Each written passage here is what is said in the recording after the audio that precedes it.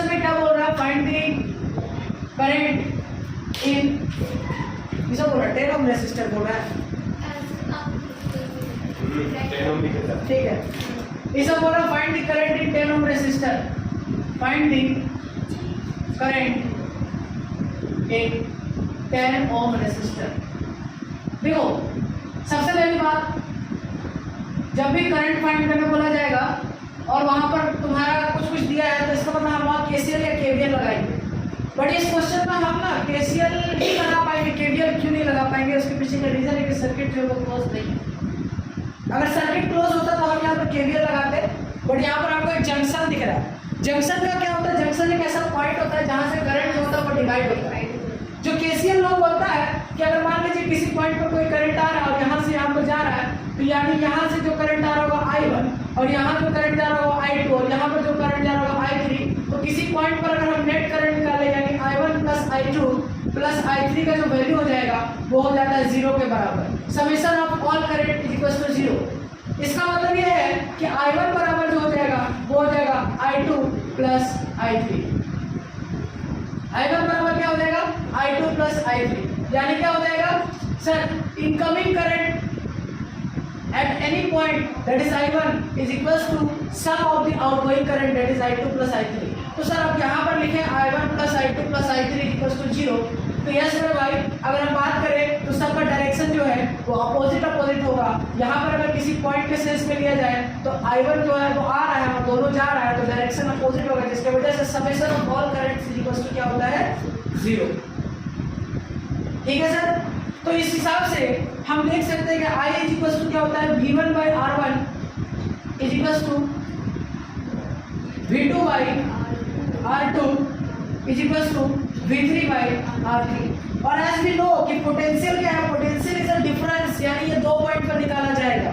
तो इसके जगह पर अगर हम बात करें इस पॉइंट पर, लेट अस सपोज कर लेते हैं हमारे पास करंट आ रहा है I1, यहाँ से करंट ऊपर चला गया I2 और नीचे जो करंट चला गया वो चला गया I3। तो at point by junction rule, by applying, कैसे लिख सकते हैं, applying KVL, sorry applying KCL at point O। अगर पॉइंट O पे लगाएंगे अप्लाइंग केसीएल, तो केसीएल पॉइंट O पे लगाने पे क्या हो जाएगा, I1 इज इक्वल टू हो जाएगा I2 प्लस I3। अब I इक्वल होता है V माइनस R, तो यानी याद रखिए करंट जो है वो हमेशा हायर पोटेंशियल से लोअर पोटेंशियल पे आता है, तो इस पॉइंट का पोटेंशियल को हम मान लेते हैं V होगा। तो यहाँ पर सबसे पहले 10 वोल्ट से V पर आ रहा है, यानी I1 बराबर हो जाएगा 10 V माइनस V, या हम इस पोटेंशियल इसको X मान लेते हैं, ठीक है।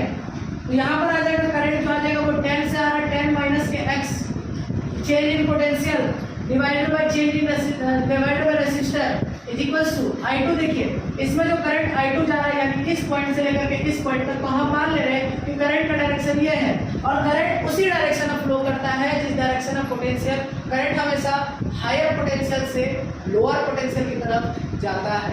तो हम सपोज कर रहे हैं कि इस इधर से करंट इधर जा रहा है, इसका मतलब हम क्या लिखेंगे, x माइनस के 6 डिवाइडेड बाई 20। I3 की जगह पर क्या लिखेंगे, x माइनस के 5 डिवाइडेड बाई 30। अब हम यहाँ से क्या देख पा रहे हैं, यहाँ से हम देख पा रहे हैं कि यहाँ पर क्या हो जाएगा, 0 से 0 कट जाएगा, कोड आउट नहीं होगा। हम यहाँ क्या लिखेंगे, 10 माइनस के x is equal to x minus 6 by 2 plus x minus 5 by 3। बचपन से एलसीएम लेना सही है, क्या हो जाएगा, हाँ बोलो। अब क्या होगा, इधर से हो जाएगा 2 into 10 minus x is equal to हो जाएगा x माइनस 6, सॉरी 2 नहीं होगा, यहाँ पर 6 होगा, क्या हो जाएगा x माइनस 6। देखो एलसीएम ले लेंगे ना, अभी पहले इसको ऐसे ही छोड़ दो, नीचे ले लेंगे एलसीएम हो जाएगा 6, ये हो जाएगा 3 into x minus 6 plus 2 into x minus 5, 6 इधर हो जाएगा, तो हो जाएगा 6 और 10 minus x is equal to हो जाएगा 3 इंटू x माइनस 6 और प्लस आ जाएगा 2 इंटू x माइनस 5। यहाँ से सॉल्व करेंगे x का वैल्यू कितना आएगा, जो x का वैल्यू निकल कर आएगा वो आ जाएगा x बराबर हो जाएगा 8, ठीक है। x बराबर कितना हो जाएगा, 8 हो जाएगा, ओके। और जब x बराबर 8 हो जाएगा तो हमको किस रेसिस्टर में बोल रहा है, हमको रेसिस्टर 10 ओम में बोल रहा है, निकालना चाहिए, दैट इज I1। तो I1 is equal to, sir formula में लिखे हैं 10 माइनस के x divided by 10 is equal to, ठीक है 10 माइनस एक्स ये होगा। और हमने फाइंड कर लिया कि x जो है उस पॉइंट पर पोटेंशियल दैट इज 8, तो 10 minus 8 divided by 10 is equal to answer आ जाएगा 0.2 एम्पियर। और करंट पॉजिटिव आ रहा है, इसका मतलब हमने जो डायरेक्शन लिया वो डायरेक्शन बिल्कुल सही है। चलिए आगे।